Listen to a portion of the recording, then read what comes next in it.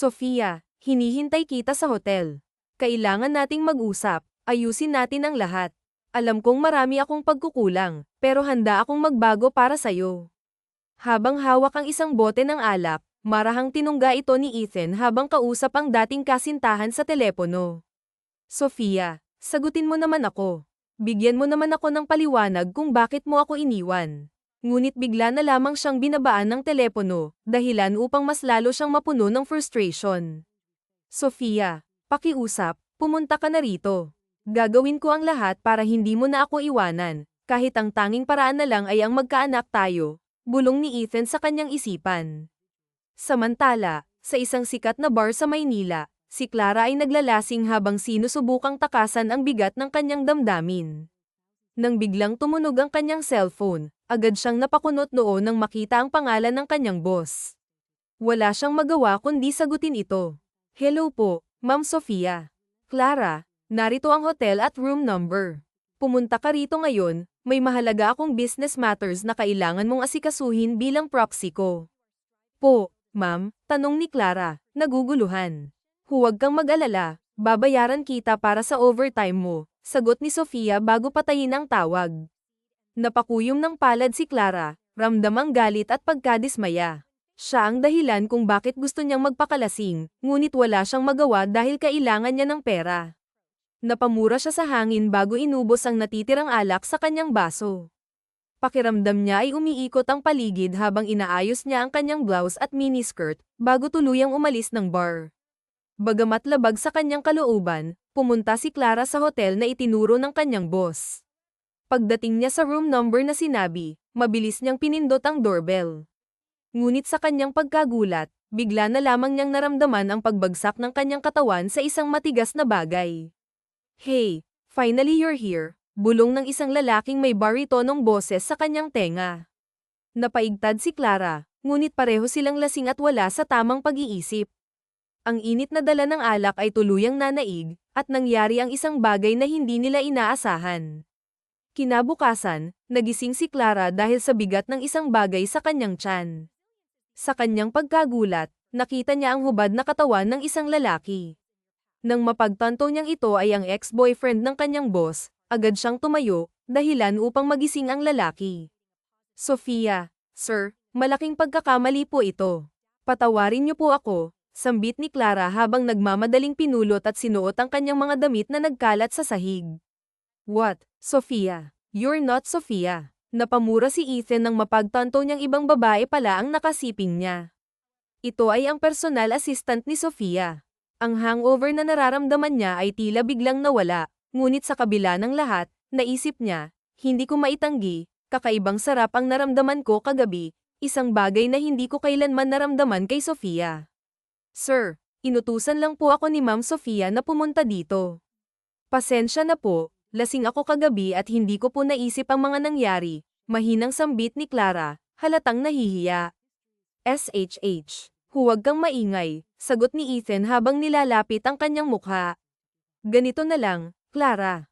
Kalimutan natin ang lahat ng nangyari kagabi. Huwag na huwag mong sasabihin kay Sofia, naiintindihan mo ba? Nilahad niya ang kanyang kamay bilang tanda ng kasunduan. Sa isip ni Clara, naguguluhan siya. Diyos ko, Clara, napakatagal kong naghintay ng true love, tapos ang nangyari pa ay ganito. Ang unang beses ko, ex pa ng boss ko. Ngunit kahit labag sa kanyang kalooban, marahan niyang tinanggap ang kamay ni Ethan. Babayaran kita, basta huwag mo lang ipagsasabi ang nangyari sa atin, dagdag pa ni Ethan. Ngunit agad na binawi ni Clara ang kanyang kamay at sinama ng tingin ang lalaki.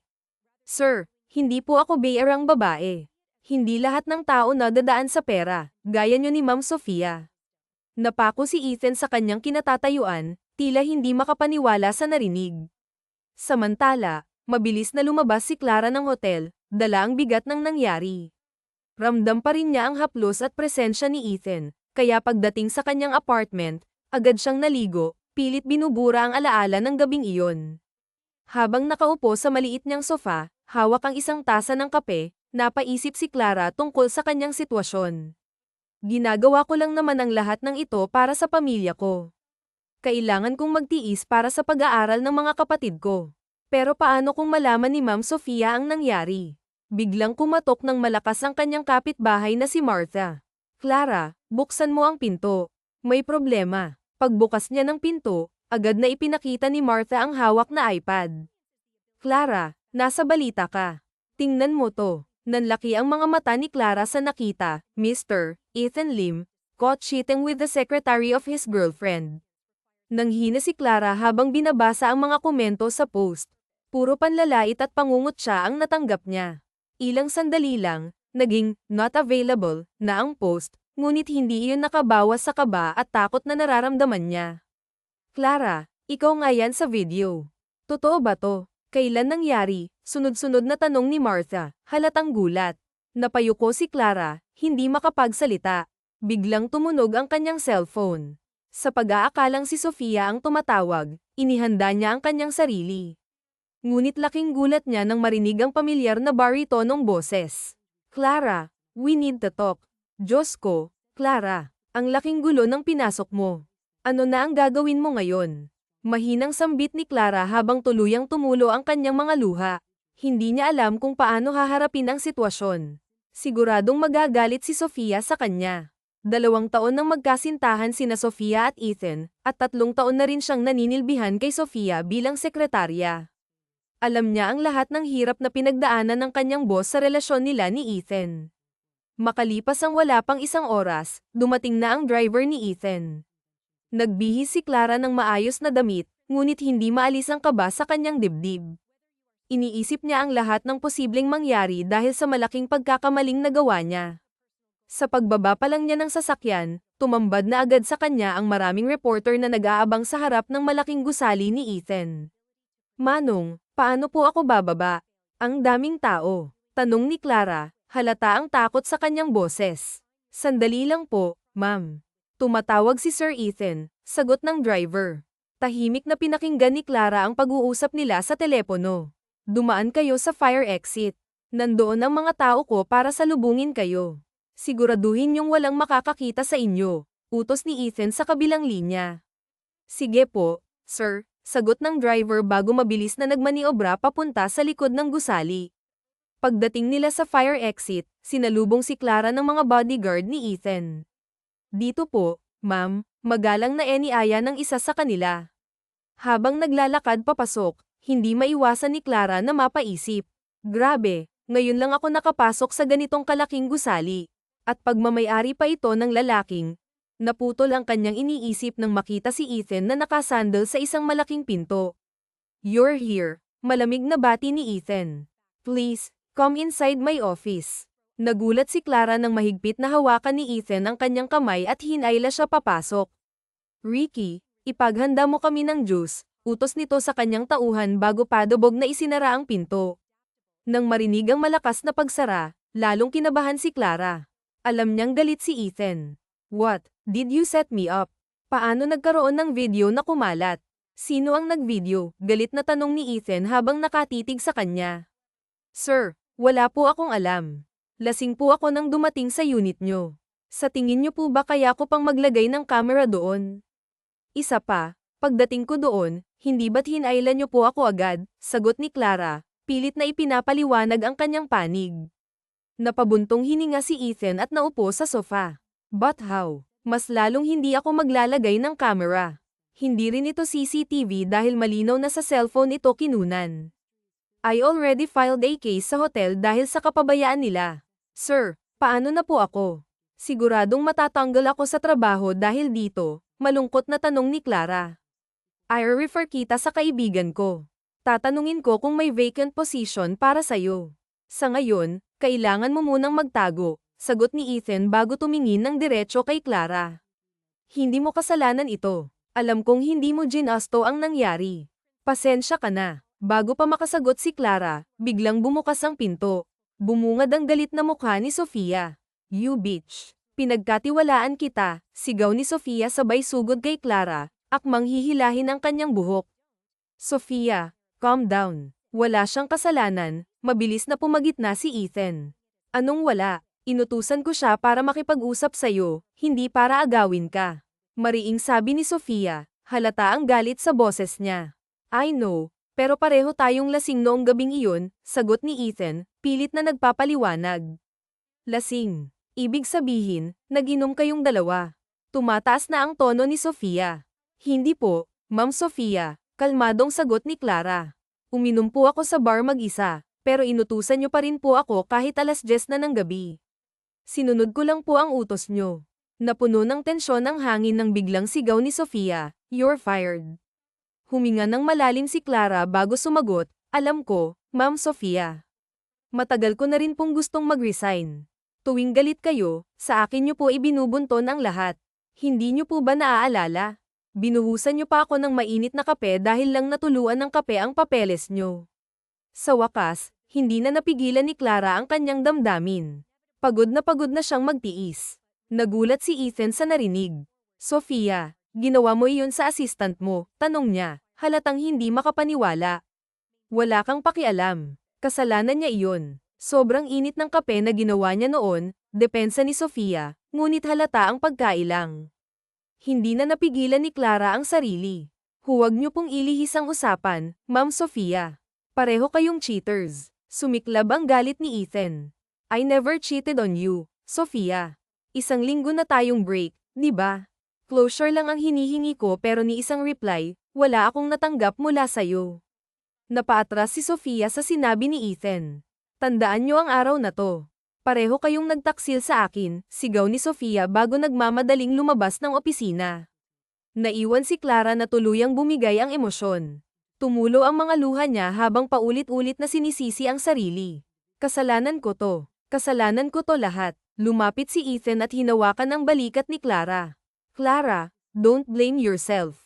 Kung sino man ang nagpakalat ng video, siya ang may kasalanan. Paniguradong may gustong pabagsakin ako." Sa gitna ng pag-iyak ni Clara, naglakas loob siyang magsalita. "Sir Ethan, kailangan ko po ng trabaho para sa pamilya ko," sabi niya habang mahigpit na hinawakan ang braso ng lalaki. "Huwag kang mag-alala. Sisiguraduhin kong makakahanap ka ng trabaho sa kaibigan ko. Pero sa ngayon, kailangan nating pahupain ang issue. Huwag ka munang magpakita sa publiko," sagot ni Ethan, puno ng malasakit. Napaluhod si Clara sa tuwa. "Opo, sir. Maraming salamat po." Hindi niya napigil ang yakapin si Ethan, na ikinagulat ng lalaki. "You're welcome," sagot ni Ethan habang tinatapik ang likod ni Clara. Ngunit sa sandaling iyon, tila bumalik sa alaala ni Ethan ang mga nangyari sa kanila. Napatigil siya nang biglang bumukas ang pinto. "Oh my God, Ethan. So it's true that you're with another woman," bungad ng kanyang ina. Mabilis namang bumitaw si Clara sa pagkakayakap at pinunasan ang mga luha niya. "Mom, no. I can explain everything," mabilis na sagot ni Ethan. Ngunit ngumiti lang ang kanyang ina. "Explain what, anak? Alam ko naman na hindi talaga para sa'yo si Sofia. Masaya akong makita kang may ibang babae, pero mukhang hindi maganda ang paraan ng pagpapakilala mo." Tumawa ang ina ni Ethan, dahilan para magulat si Clara. "Ma'am, wala po kaming relasyon. Wala pong namamagitan sa amin," sagot ni Clara, pilit na nililinaw ang sitwasyon. "Wala na po kami ni Sofia. 1 linggo na kaming hiwalay, pero hindi ko po sinabi sa publiko dahil gusto ko sanang ayusin ang relasyon namin." Napatingin si Ethan kay Clara, tila humihingi ng permiso na ikwento ang buong nangyari sa kanyang ina. Tumango si Clara at siya na mismo ang nagkwento ng lahat. "Noong gabing iyon, nasa bar po ako at umiinom nang inutusan ako ni Ma'am Sofia na pumunta kay Sir Ethan. Maayos pa po akong maglakad nang umalis ako sa bar, ngunit pagdating ko po sa hotel room ni Sir, medyo lasing na po ako.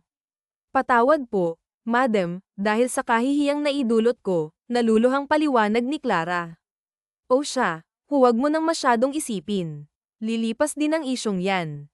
Hindi naman artista ang anak ko. Pasensya na rin sa abala. Magpapahinga muna ako sa ibang lugar, tulad ng napag-usapan natin ni Sir Ethan," sagot ng ina ni Ethan, puno ng malasakit. "Tama yan, Iya. Matatanda na kayo. Si Ethan ay 28 na, at ikaw naman ay 25. Hindi na kayo mga bata. At ikaw, Madam, ang bata pa rin tingnan. Para kang teenager, Ma'am," dagdag ni Clara sa magalang na tono. "Let's talk somewhere else," ani Ethan sa kanyang ina. Tumango si Clara at magalang na nagpaalam, "Mauna na po ako, Sir Ethan, Madam." Maraming salamat po. Ngumiti siya ng tipid bago tumalikod. Tulad ng kanilang napag-usapan ni Ethan, umuwi si Clara sa kanilang probinsya upang makasama ang kanyang pamilya. Pagdating niya, sinalubong siya ng kanyang ina. Anak, bakit hindi ka nagsabi na uuwi ka pala? Surprise po, ma. Namiss ko po kayo kaya biglaan lang ang bakasyon ko, sagot ni Clara na may ngiti. Mabuti naman at pinayagan ka ng boss mo na magbakasyon. Gaano ka katagal dito? Baka po mga 2 o 3 linggo. Mabait po ang boss ko, sagot ni Clara. Nakakatuwa naman. Miss na miss ka na ng mga kapatid mo. Salamat nga pala, anak, at kumpleto na ang bayad sa titulo ng lupa natin.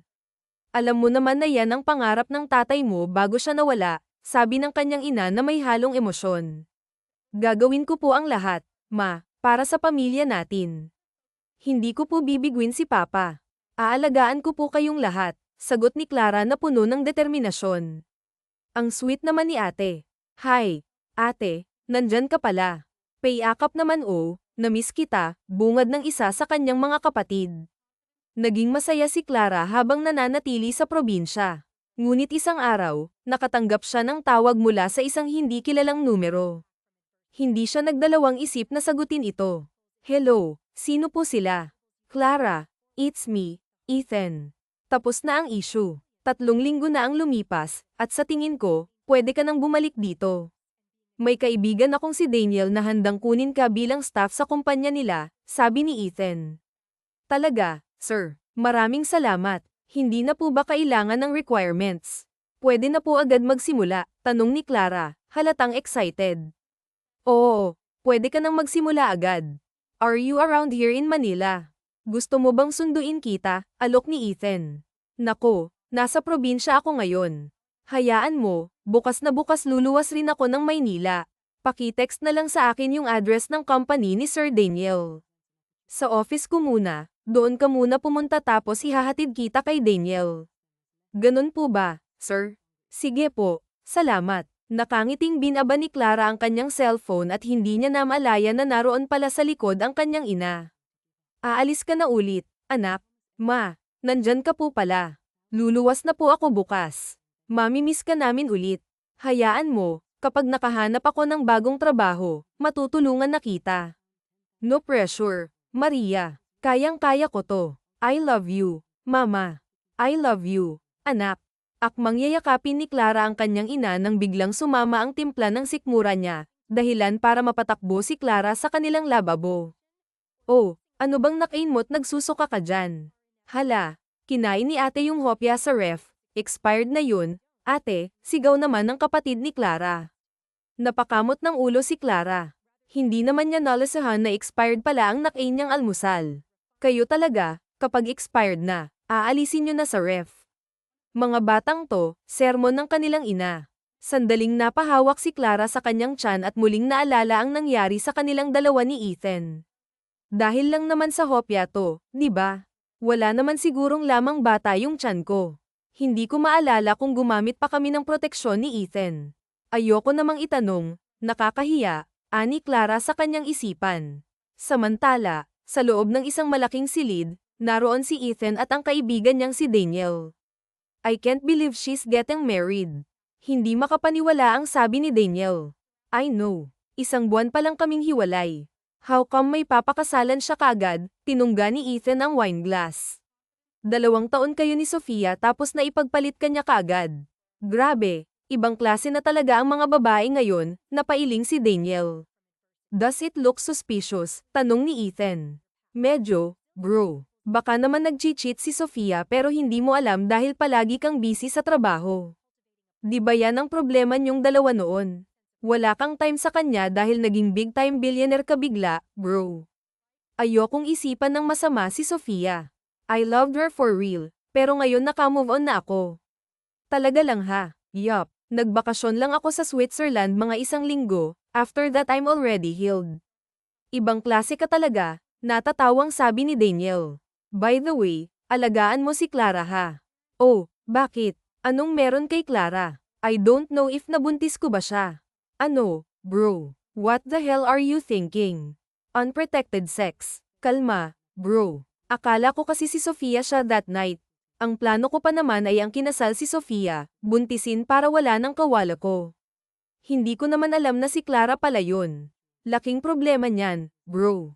Paano kung nabuntis mo nga? Hindi pa naman sigurado, napailing si Daniel. Sa tingin niya ay nababaliw na ang kanyang kaibigan sa sobrang daming problema nito. Kinabukasan, matiyag ang naghintay si Ethan kay Clara sa kanyang opisina. Sa pagdating ni Clara ay tinignan ni Ethan ito mula ulo hanggang paa, tila ba tinitignan nito kung may pagbabago sa katawan ng dalaga. May problema po ba, Sir Ethan? Ha, wala naman. Tara na. Sige po, salamat nga pala. Wala yun, pareho tayong biktima. Tapos until now, hindi pa rin nahuhuli yung nanggago sa atin. Pinagbuksan ni Ethan ang pinto ng kotse si Clara. Napangiti naman si Clara dahil napaka-gentleman ni Ethan. Hindi niya alam kung bakit inayawan ni Sofia si Ethan samantalang na kay Ethan naman na ang lahat. Seatbelt, tinuro ni Ethan ang seatbelt. Ngunit dahil hindi naman sanay si Clara na sumakay sa ganitong sasakyan ay pilit niyang hinayla ang belt ngunit ayaw nitong bumaba. Bakit ayaw? Agad na lumapit si Ethan para lagyan ng seatbelt si Clara, dahilan naman para hindi makahinga ang dalaga sa sobrang lapit ng kanilang katawan. Salamat, yutal na sabi ni Clara. By the way, whole day and normal schedule ang pasok mo kay Daniel, 8 a.m. to 5 p.m. ngayong araw. Sasamahan kita na libutin ang buong building ng company ni Daniel para maging familiar ka. Ngumiti lang si Clara at nang makarating sila sa sinasabing building ay halos malula siya sa sobrang tayog nito. Parang di ko kakayaning kabisaduhin tong building na to sa loob lang ng isang araw. Mas malaki pa to kaya sa building ni Sofia, ani Clara sa kanyang isipan. Let's go. Unang maglakad si Ethan. Binati siya ng mga empleyadong nasa ground floor at isang matangkad na lalaki ang sumalubong kay Ethan. Bro, ang aga nyo ata. Time is gold, bro. So she is Clara. It's nice to meet you, Clara. I'm Daniel Neves, the CEO of this company. Nilahad ni Daniel ang kanyang kamay. Nahihiya namang tinanggap ito ni Clara. Hello po, sir. Salamat po sa pagtanggap nyo sa akin dito. No problem. Basta request ni Ethan, parang kapatid ko na rin to eh, sabi ni Daniel at tinapak ang braso ni Ethan. Let's go Clara, ililibot na kita dito, pag-aaya ni Ethan kay Clara. Agad namang sumunod si Clara sa kanya. Naglibot sa buong building ang dalawa at hindi na malaya ni Clara ang oras. Naging komportable siya na kasama si Ethan, para silang magkaibigan na kahit anong kwento ay kaya na nilang sabihin sa isa't isa. Ang laki ng building ni Sir Daniel pero ang bait niya, kwento ni Clara habang nakasakay sila ni Ethan sa elevator. I consider him as my brother, we're childhood friends dahil magkaibigan rin ang magulang namin. Wala akong kapatid kaya siya ang tinurin kong kapatid. Only child ka pala, sir. Yup, that's why I already want to settle with Sofia. Gusto na ni mom na magkaroon ako ng pamilya pero she don't support me na ipakasal ko si Sofia. Anyway, she's actually getting married with another man. Ha, ikakasal na si Sofia. Yup, haven't you heard the news? Umiling si Clara at napayuko. Naawa siya kay Ethan dahil ganoon lang pala tinapon ni Sofia ang 2 taon nilang pagsasama. Napatigil siya nang maramdaman niyang kumukulo ang kanyang tiyan. What's that sound? Tanong ni Ethan. Gutom ka ba? Tanong ni Ethan. Kasabay nito ang malakas na pagkulo ng kanyang tiyan. Hindi po kasi ako nakapag-almusal kanina. Sana sinabi mo kaagad. Tara, kumain tayo sa cafeteria dito. Masasarap ang pagkain na sin-i-serve dito. Pagbukas ng elevator ay agad namang naglakad si Ethan. Dinala niya si Clara sa cafeteria at tila buffet ang mga pagkaing nakahilera sa harapan ni Clara. Grabe ang daming pagkain, parang eat all you can dito. Ganon kagalante si Daniel sa mga employees niya. Pwede na ba kumuha? Go get what you want to eat. Natatakam na kumuha ng plato si Clara. Nagulat naman si Ethan nang halos mapuno ang plato ni Clara. Hindi pa ito nakontento at kumuha pa ng panibagong plato. Clara, kaya mo ubusin yan. Opo, sir. Gutom talaga ako ngayon eh. Mahinang natatawa si Ethan habang pinapanood si Clara na masaganang kumakain. Grabe, pakiramdam ko satisfied ako araw-araw dito. Everyday nagpapalit din sila ng menu kaya hindi ka magsasawang kumain dito. Heaven talaga, masayang sabi ni Clara sabay tungga sa baso ng iced tea niya. Bigla naman itong napadighay ng malakas. Excuse me. Sorry. Busog lang, nahihiyang sabi niya kay Ethan. No worries. Magpababa ka muna ng kinain mo then we'll go to the conference room. Sige po, sir. Makalipas ang ilang minuto dinala na ni Ethan si Clara sa conference room. Dito ka madalas magtatrabaho. Every meeting sa conference room ay asikasuhin mo the printed copies and everything, sabi ni Ethan sa seryosong tono ng boses. Ang lamig naman dito, walang tao pero bukas ang malalaking aircon, sabi ni Clara at naupo sa isang swivel chair. Iiwanan na kita dito. Alam mo naman siguro kung saan makikita si Daniel. Just ask him if meron siyang ipapagawa sa'yo. I actually have a meeting by 4 PM kaya hindi na kita mahahatid sa pag-uwi mo. Ganun ba? Huwag niyo na po akong isipin, kayang-kaya ko namang umuwi mag-isa. Salamat po sa pagsama niyo sa akin dito, sir. Sobrang grateful ako sa opportunity na taang bait ni Sir Daniel, hindi kagaya ni Ma'am Sofia.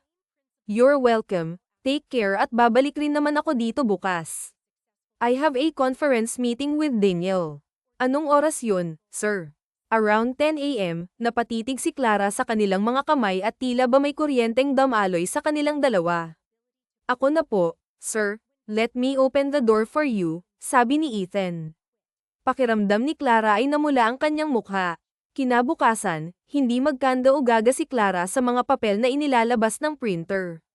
Page 3, page 4. Teka, bakit kulang, bulong ni Clara at nagmamadaling hinanap ang pahina na nawawala. Clara, kumpleto na ba?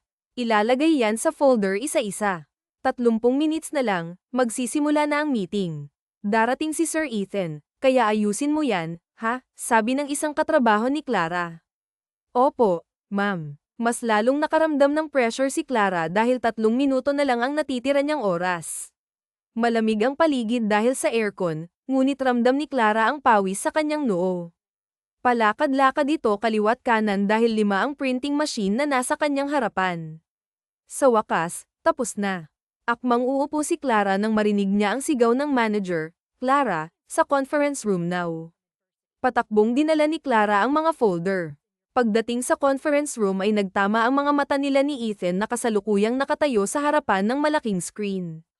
Gumiti si Clara kay Ethan habang pinamimigay ni Clara ang mga folder sa mga taong nakaupo sa malaking mesa. Nang maubos ang hawak niyang folder ay bigla na namang nakaramdam ng matinding pagkahilo si Clara. Napahawak siya sa lamesa ngunit nagdilim ang kanyang paningin hanggang sa tuluyan siyang nawalan ng malay. How is she, Doc? Nagising si Clara sa boses ng pamilyar na tao. Nang idilat niya ang kanyang mga mata ay tumambad sa kanya ang nag-aalalang mukha ni Ethan. After I checked her, walang problema, Mr. Ethan. Maayos ang vitals niya. But marami na akong nahawak ang pasyente na kagaya niya, walang health problems pero nahihilo, nagsusuka, masama ang pakiramdam. Anong nangyari? Tanong ni Clara. Miss, good thing you're awake. I need you to have a pregnancy test to be sure. Nanlaki ang mga mata ni Clara nang iabot sa kanya ang 3 pregnancy test. Kabado namang naghihintay ng resulta si Harry sa labas ng silid ni Clara. Halo-halo ang nararamdaman niya at hindi ito mapakali. Samantala, nanginginig ang kamay ni Clara na inabot sa doktor ang 3 pregnancy test na may 2 pulang guhit. Doc, buntis ako. Yes, congratulations. Do you want to check your baby and have an ultrasound? Natikom ang bibig ni Clara at napayuko. Paano na ang pamilya ko? Hindi ako kasal, pero buntis ako. Paano ko toto ipapaliwanag kay mama? Ani Clara sa kanyang isipan. Clara. Doc, si Sir Ethan po, nasaan? Kakausapin ko po muna siya. Nasa labas lang siya. Sandali at tatawagin ko. Pagpasok ni Harry sa pinto ay tuluyang napaluha si Clara. Nag-aalalang nilapitan siya ni Ethan at niyakap. Buntis ako, paano na to? We'll figure this out. Huwag kang mag-alala. Clara, papanindigan kita. Ay kasalanan ko kung bakit ka nagdadalang tao ngayon, pero sana magtiwala ka sa akin, hinawakan ni Harry sa mga kamay ni Clara. Sir, napaluha si Clara. Stop crying, makakasama sa baby natin yan. Magpa-ultrasound ka na para makita natin si baby. Napatango si Clara. Agad namang na-ultrasound si Clara at binigyan siya ng mga vitamins na kakailanganin niya sa pagbubuntis. Iwasan mo ang stress at pagod. Nasa first trimester ka pa lang at tinatawag rin itong critical stage, lalo na sa mga first-time mom na kagaya mo, Miss Clara. Opo, Doc, maraming salamat po. Tumayo si Clara at nagulat siya nang hawakan ni Harris ang kamay niya para alalayan ito. Harris, kaya kung maglakad, hindi ako lumpo, buntis lang, sabi ni Clara. I know, ba't kailangan mong magdoble ingat ngayon? Tumango si Clara. Pagdating sa kotse ni Harris ay bigla niyang naalala ang conference meeting. Teka, Harris, di ba may meeting ka kanina? Oo, iniwan ko yung meeting. Pwede namang i-schedule iyon. Mas importante na madala ka sa ospital. Paano kung may masama pang nangyari sa'yo at sa baby kung napabayan ka lang, sabi ni Harris. Tumango si Clara at patagang napangiti sa sinabi ni Harris. Nagawang iwanan ni Harris ang trabaho para sa kanya. Kakapin ko na lang si Sir Daniel at magsosorry, sabi ni Clara. Hindi na, iuuwi na lang kita, mas kailangan mong magpahinga ngayon, Clara. Pero yung trabaho ko, mas kailangan ko ng trabaho ngayon, lalo na't buntis ako, doble ang gastos kapag may baby na. It's all on me, wala kang ilalabas kahit na magkano. Lahat ng kailangan mo, ako ang magpo-provide. Nakakahiya naman kapag ganun. Ano namang iaambag ko? You're already carrying my child. Malaking sakripisyo ang ibibigay mo para mabuhay ang anak ko, kaya I'll treat you well. Salamat, Horace. Siguro magpapahinga muna ako sa apartment. Hindi kita dadalhin sa apartment mo. Ipapakuha ko na lang sa secretary ko ang mga gamit mo, ha? Bakit? Simula ngayon, sa akin ka natitira. Ano? Kailangan kong masigurado na safe ang pagbubuntis mo. Sa bahay ko, wala kang masyadong gagawin. Nandun si Manang Esther para alagaan ka kapag wala ako. Napaawang ang labi ni Clara, hindi niya alam ang sasabihin ngunit nakaramdam siya ng saya. Ngayon lang siya nakaranas na alagaan ng ganito. Gusto niyang ibalik lahat ng iyon kay Ethan. Pagdating sa bahay ni Ethan ay halos malula si Clara sa laki ng bahay nito. Moderno ang style ng bahay niya. Tumambad kaagad ang malalaking chandelier at malalaking sofa. Ngayon lang din nakakita si Clara ng napakalaking TV. Sir Harris, nagtanghalian na po ba kayo? Ay, naku, may bisita po pala kayo, sir, sabi ng babaeng nasa edad 50s na. Manang, this is Clara. Please take care of her because she's carrying my child. Hinawakan ni Ethan ang bewang ni Clara. Talaga ho, sir. Congratulations po. Napakatagal nang naghihintay ng apo ng mommy nyo. Napangiti si Ethan. Masaya naman si Clara nang malaman na blessing pala ang batang dinadala niya sa mga mata nila Ethan. Akala niya ay malaking problema ito, lalo na't isang sikat na CEO si Ethan, may malaking pangalan. Horace, Manang Esther, boses iyon ng babae. Nagulat si Clara na makita ang ina ni Ethan. Ethan, ba't hindi mo sinasagot ang mga tawag ko? Bakas ang galit sa boses ng ina ni Ethan. Ma'am, there was an emergency. Nakalimutan mo ba may lunch meeting tayo with Mr. Joe? I'm sorry, Mom. Something came up with Clara, so dinala ko siya sa ospital. And why is she here? Nagkatinginan si Clara at ang ina ni Ethan dahilan para makaramdam ng takot si Clara sa magiging reaksyon ng ina ni Ethan. Pakiramdam niya ay magagalit ito dahil nakabuntis ang nag-iisa niyang anak sa babaeng kagaya pa ni Clara. Dito na siya titira, Ma'am. And why? Bigla ba kayong nagkaroon ng relasyon? She's pregnant, Mom. Pregnant? You told me na wala kayong relasyon. How come she's pregnant? Something happened a month ago. And I don't want to be mean, Iya. Pero paano naman ako makakasigurado na po ko talaga ang dinadala mo? Nanlamig ang mga kamay ni Clara. Ma'am, wala po akong boyfriend, at saka una ko po si Harris. Wala po akong naging karelasyong iba. I can't trust words, Iya. Gusto ko na rin talagang magkaapo, pero kailan lang kayo nagkakilala ni Ethan? Ma'am, I've known her for so long. Simula na makilala ko si Sofia, kilala ko na rin si Clara. It's just that hindi lang kami close noon because of Sofia, but we sometimes talk to each other, depensa ni Ethan kay Clara. Naniniwala si Harris na sa kanya ang batang dinadala ni Clara. Ngunit alam niyang mahihirapan siyang mapaniwala ang kanyang ina. Ma'am, Harris, promise sa iyo ang dinadala ko, naluluhang sabi ni Clara. Well, Iya, you can stay here, but I need a DNA test. Gusto kong makasigurado na apo ko ang dinadala mo. Once na napatunayan kong dugong lima ang batang iyan ay I want you to marry my son. Po, nanlaki ang mga mata ni Clara. Ma'am, huwag naman nating i-pressure si Clara, makakasama ang stress sa kanya. I will wait for the DNA test if that's what you want, Ma'am. Tumalikod ang ina ni Harris at agad nang umalis. Napayuko naman si Clara. Kahit alam niyang anak ni Ethan ang dinadala niya ay hindi pa rin mawala ang kaba sa puso nito. Pakiramdam ni Clara ay ayaw sa kanya ng mommy ni Ethan. Kung si Ma'am Sofia nga na maganda, mayaman, businesswoman ay ayaw ng mama ni Harris, paano pa kaya ako? Wala akong maipagmamalaki, ani Clara sa kanyang isipan. Clara, hinawakan ni Ethan ang magkabilang balikat ni Clara. Naniniwala ako sa'yo. At yung sinabi ni Ma'am, kailangan nating magpa-DNA test. Papatunayan natin sa kanya na dugo ko ang dumadaloy sa baby na yan. Pinunasan ni Harry ang mga luha sa pisngi ni Clara gamit ang daliri niya. Kumain na muna tayo para makainom ka na ng vitamins mo. Hinawakan ni Ethan ang kamay ni Clara at dinala ito sa hapagkainan. Ma'am Clara, humigop po kayo ng sabaw. Masarap ito at paborito yan ni Sir, sabi ni Manang Esther habang naghahain ng pagkain sa lamesa. Maraming salamat po. Nang matapos silang kumain ay dinala ni Harry si Clara sa isang guest room na katabi lamang ng master's bedroom. Dito ka na lang matulog, okay lang ba sa'yo? Tanong ni Ethan. Oo naman, ang ganda nga ng kwarto, mas malaki pa kaya sa apartment ko. Oo nga pala, yung mga gamit mo on the way na daw dito. Paano nga pala yung rental fee ko? Hindi pa kasi ako bayad. Pinabayaran ko na, kaya wala ka nang dapat ipag-alala. Salamat, Horace. Ang dami ko nang ang utang sa'yo, pa nga ako kapag nakuha ko naong unang sahod ko kay Daniel. Hindi ka na rin magtatrabaho, Clara, ha? Gusto ko magpahinga ka na lang dito, ka lang sa bahay para iwas pagod at stress. Pero, Sir Ethan Harris na lang, Clara. Harris kasi may pamilya akong umaasa sa akin, nasa probinsya sila. Kailangan ko ng trabaho.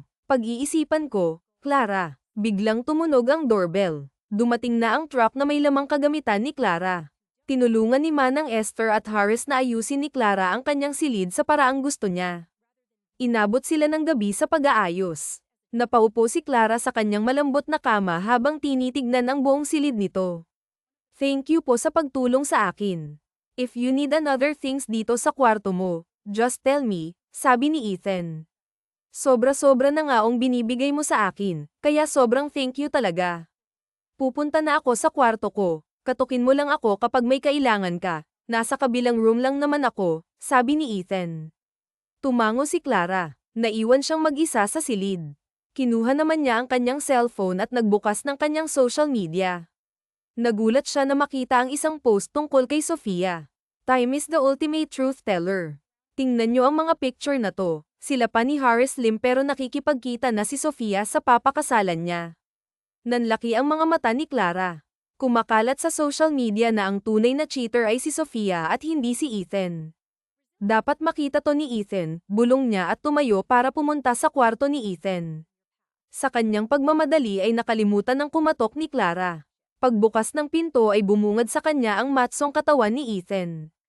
Napatakip siya ng mga mata dahil tanging tuwalya niya lang ang suot ni Ethan. Basa ang katawan nitong kakagaling lang sa banyo. Is there something wrong? Tanong ni Ethan at lumapit kay Clara. Teka, huwag kang lalapit, naiilang na sabi ni Clara. Bakit? Hindi mo, na kailangang magtakip ng mata, di ba? Nakita mo na to, pilyong sabi ni Ethan at hinawakan ang kamay ni Clara. Natawa ang lalaki na makita ang namumulang mukha ni Clara. Bastos, mahinang hinampes ni Clara ang dibdib ni Ethan. Ako pa ang bastos. Ba't ikaw yung pumasok sa kwarto ko? Mapang-asar na sabi ni Ethan. Ipapakita ko lang naman sa'yo to. Iniharap ni Clara ang kanyang cellphone sa mukha ni Ethan. Nakita ko na yan ha. Talaga, gulat na sabi ni Clara. Tila ba wala lang kay Ethan ang kumakalat na post na iyon. Wala na akong pakialam kay Sofia. I have my own life to live. Isa pa, magkakaanak na ako. Para saan pa kung hahalugugin ko pa ang past naming dalawa? Sa bagay, tama ka, past is past. Yup, at baka may ma-look forward akong future nating dalawa ha. Never mind, magbibihis lang ako tapos kumain na tayo ng hapunan. Tumango si Clara at lumabas ng silid ni Ethan, tila ba may kumikiliti sa kanyang tiyan. Kakaiba ang kinikilos ni Ethan ngunit aaminin niyang nagugustuhan niya yon. Nauna na sa hapagkainan si Clara at pagdating ni Ethan ay agad niyang pinagsandok ng kanin ang lalaki at nilagyan ng pork steak ang plato nito. Thank you. Parang ako dapat yung gumagawa niyan, biro ni Ethan. Ang dami mo nang nagawa para sa akin. Hayaan mo na lang akong alagaan ka rin, ngumiti si Clara at nagsimula ng kumain. Masayang kumain ng hapunan ang dalawa.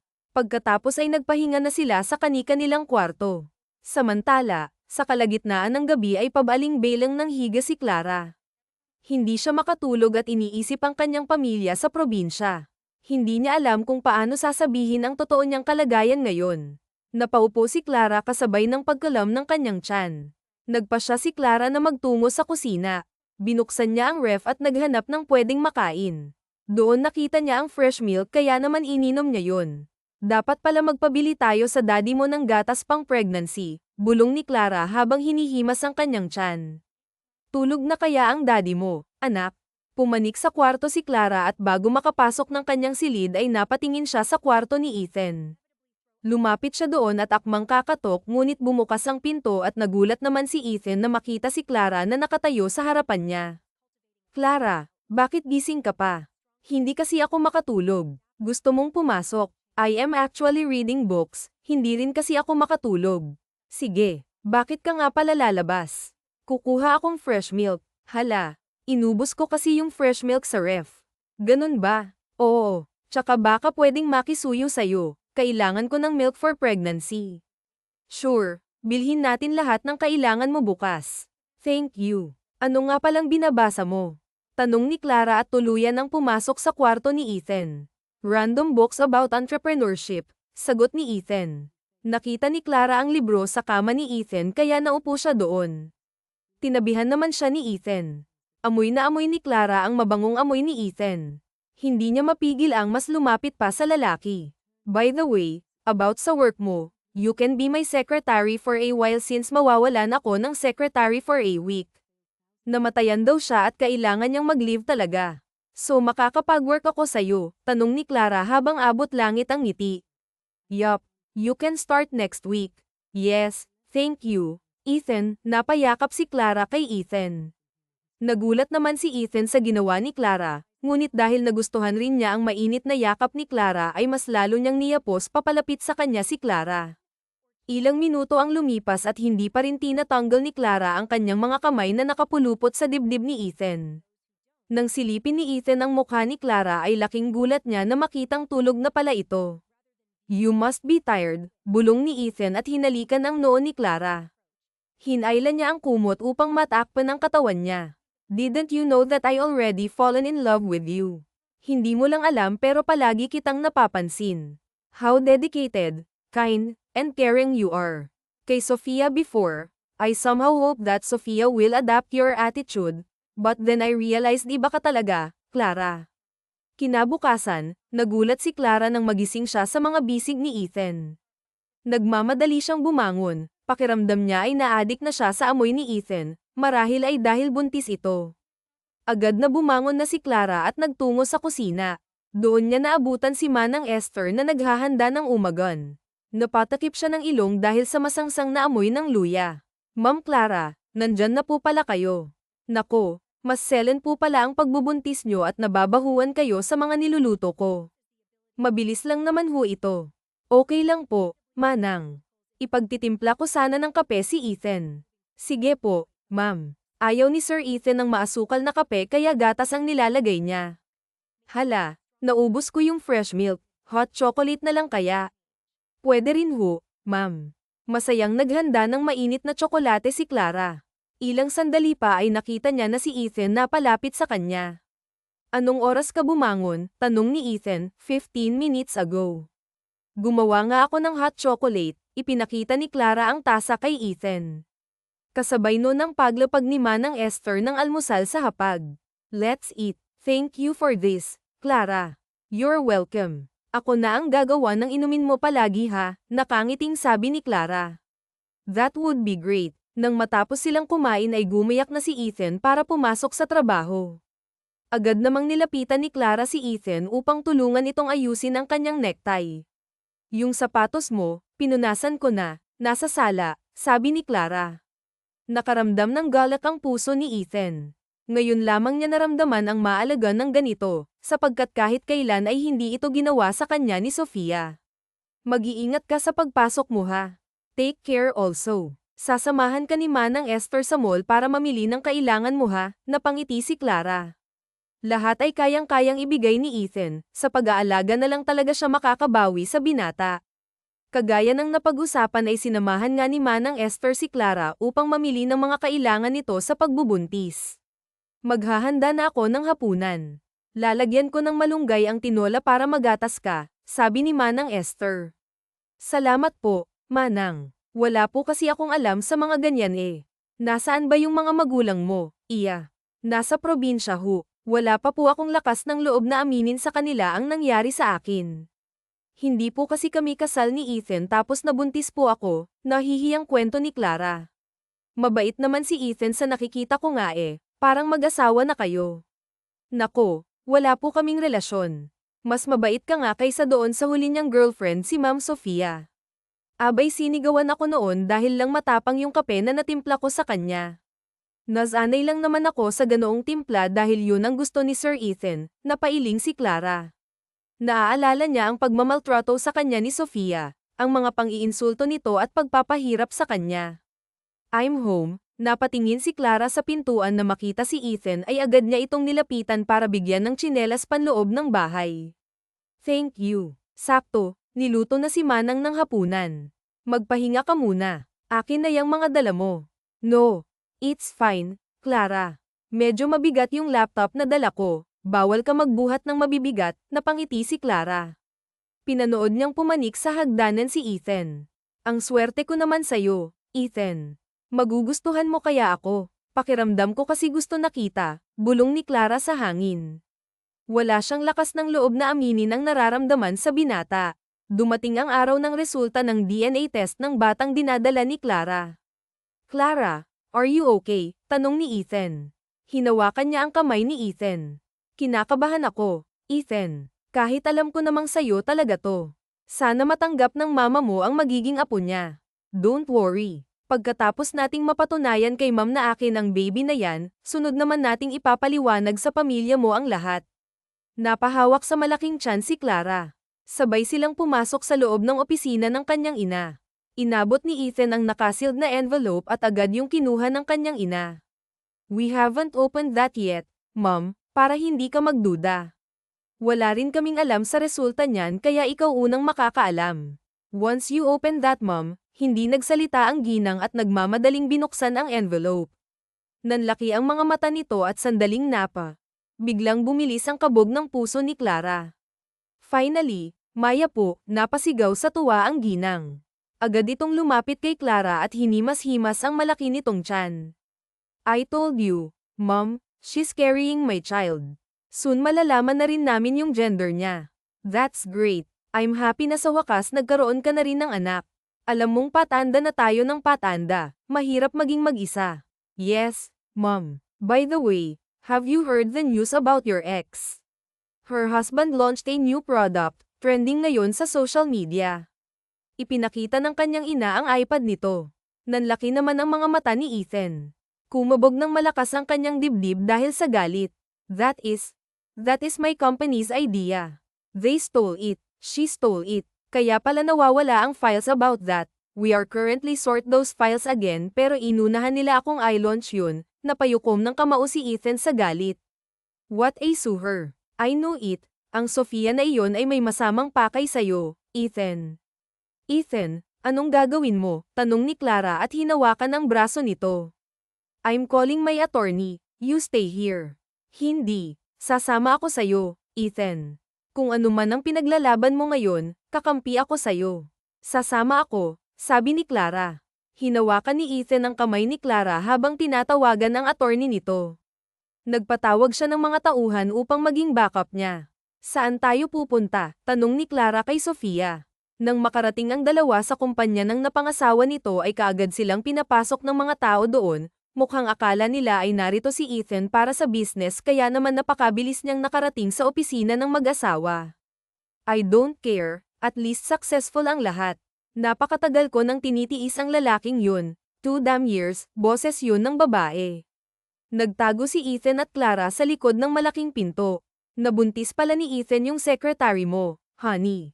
Mukhang napasobra ang pag-frame up mo sa kanilang dalawa.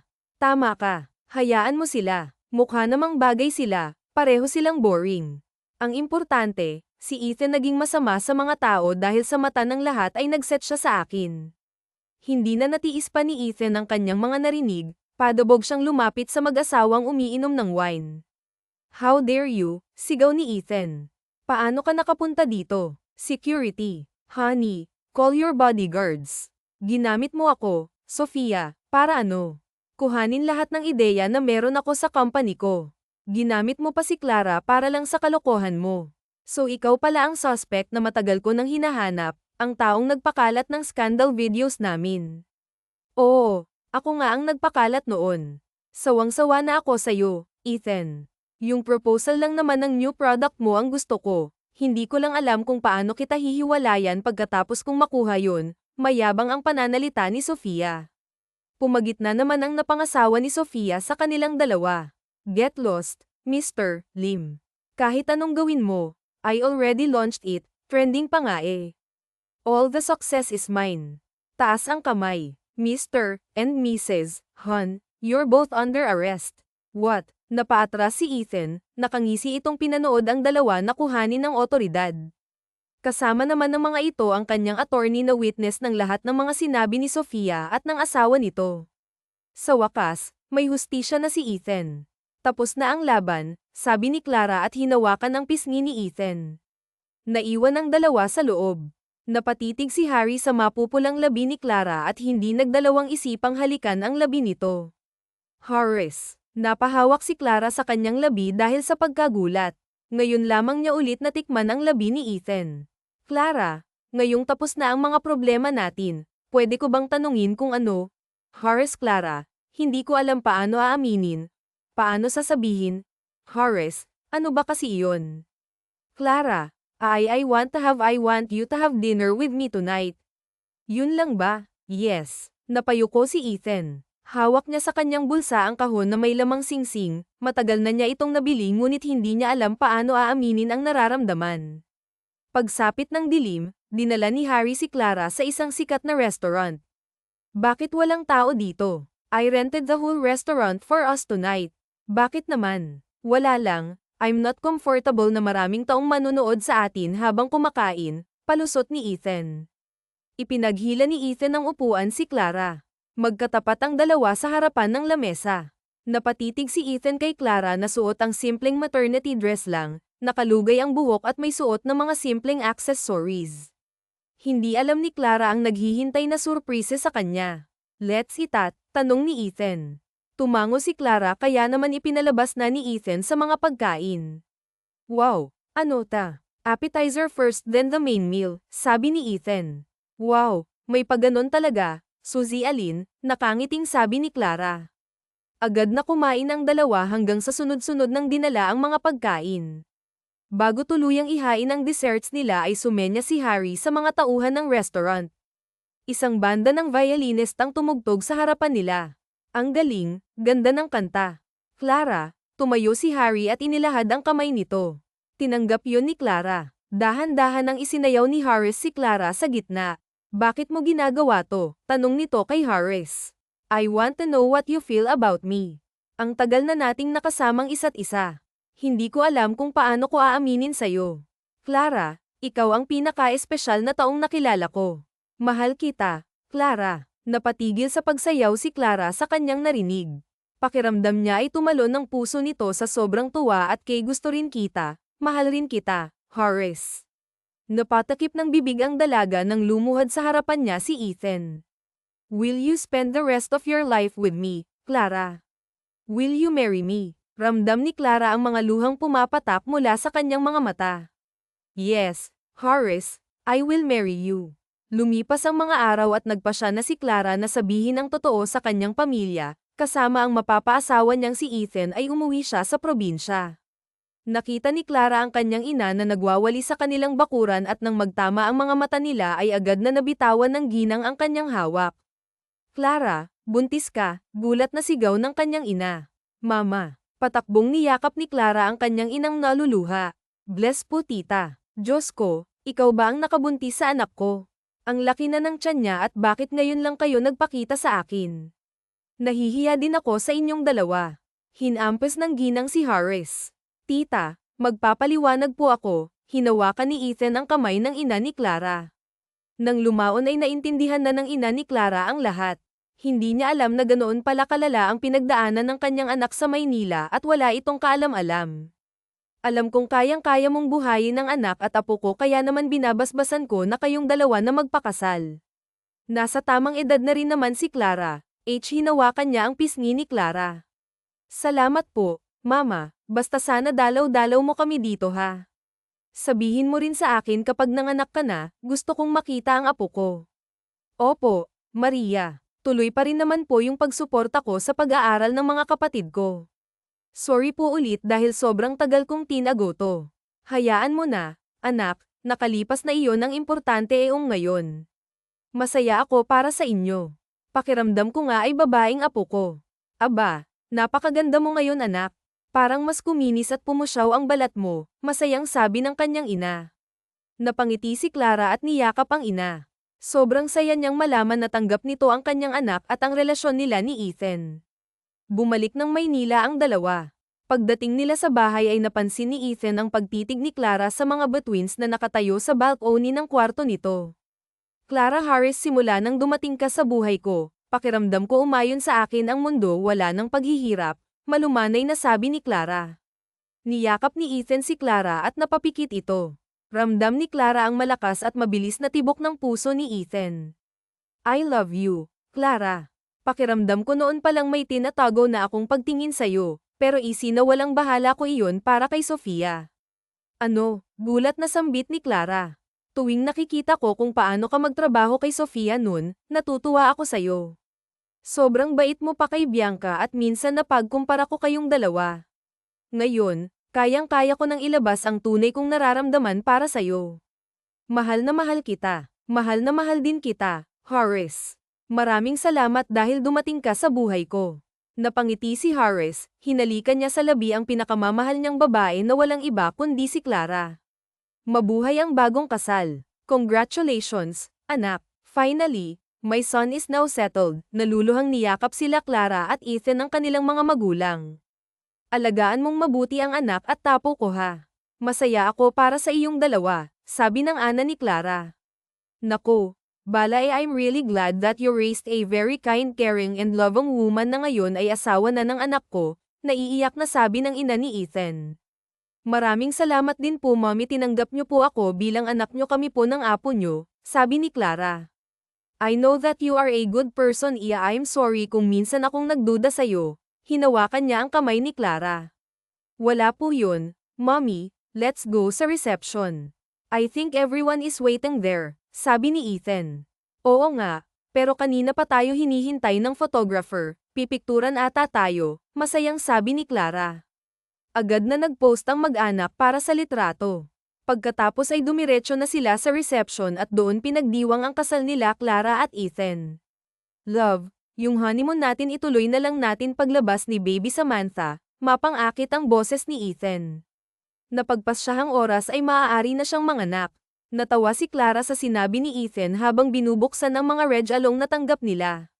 Naupo sa tabi niya si Ethan at tinulungan siyang tanggalin ang mga tape na nakapalibot sa kahon. Wow, walker ni Samantha, masayang sabi ni Clara. We also got a new crib. 3 na atang nagregalo ng crib kay Samantha, sabi ni Ethan. Ayaw mo yun. Isa sa sala, isa sa kwarto, at isa sa garden, ani Clara. Great idea. Yung wedding picture pala natin iligay mo dito sa gitna. Tumayo si Clara at itinuro ang itaas ng sofa sa kanilang tapat, bakante ang pader na yun. Sure, lalagyan ko ng sabaitan dyan. Ma'am sir, gusto nyo po bang aigawa ko kayo ng maiinom? Tanong ni Manang Esther.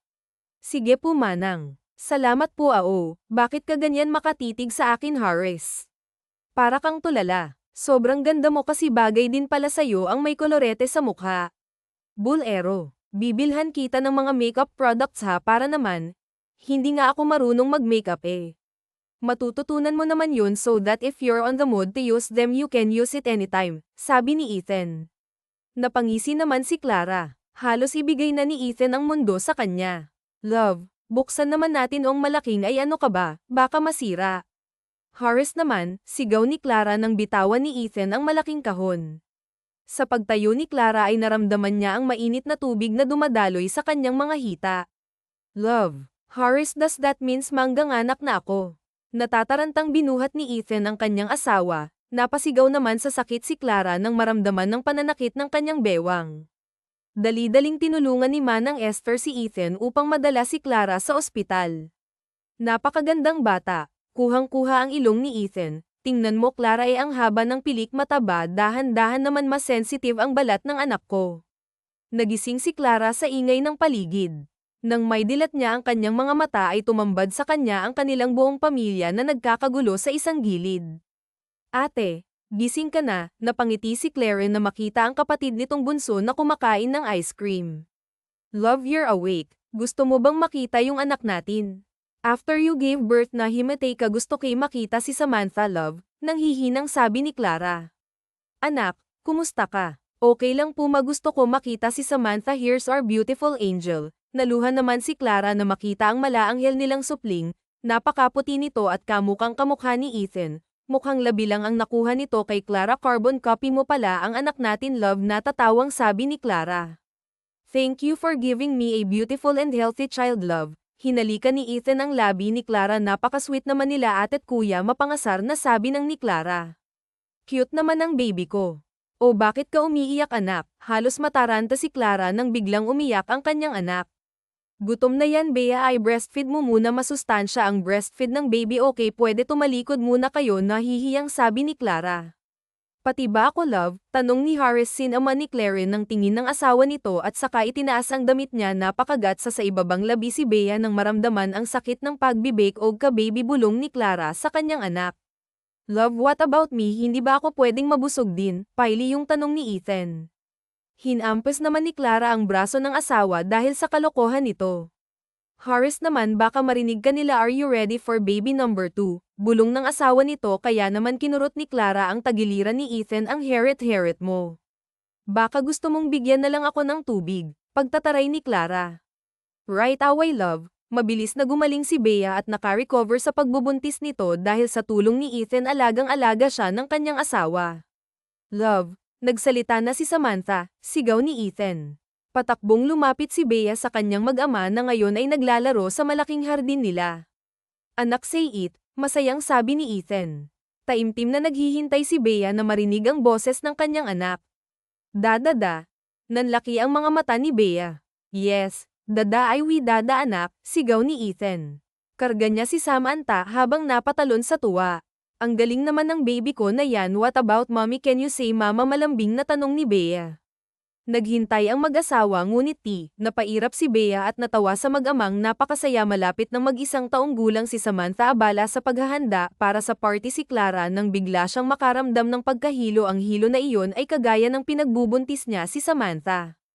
Love, are you okay? Tanong ni Ethan nang mapansin ang kanyang asawa na napaupo sa sofa. Nahihilo ako love, magpahinga ka muna, baka na-stress ka na naman. Hindi love, pakiramdam ko buntis na naman ako, ano? Nagkatinginan ng mag-asawa na palunok na ilang beses si Ethan, magkahalong excitement at gaba ang nararamdaman niya. I'm pregnant, sigaw ni Clara habang hawak-hawak ang 3 pregnancy test at lahat ay mayroong 2 guhit. Yes, magkakaroon na ng kapatid si Samantha. Niyakap ni Ethan ang kanyang aswa sa sobrang saya. Kailangan nating magpa-check up love para malaman natin ang lagay ni baby, sabi ni Bea at napahawak sa siya niya. This time I'm hoping for a baby boy love, malambing na sabi ni Ethan HM. Kahit ano naman para sa akin, pero syempre kung baby boy man okay lang din, para naman may isa na tayong girl at isa tayong boy, wika ni Bea. Let's call mom and your mama para naman mabalita natin sa kanila ang good news, we're nabi for now, sabi ni Ethan at inilabas ang cellphone nito. Sana madagdagan pa, bulong ni Horace. Narinig ko yun ha, natawa si Ethan at niyakap ang asawa tila ba isang malaking blessing ang mga aksidenteng nangyari noon dahil kung hindi siya nagkamali ay baka wala siyang Bea Samantha at baby ngayon. Wakas.